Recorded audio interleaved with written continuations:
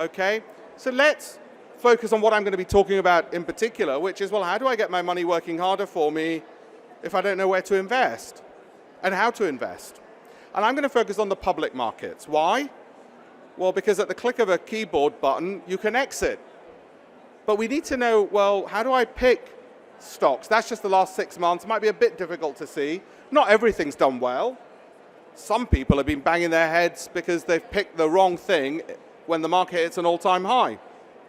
Others have banged their heads because they didn't do anything about it at all at any point.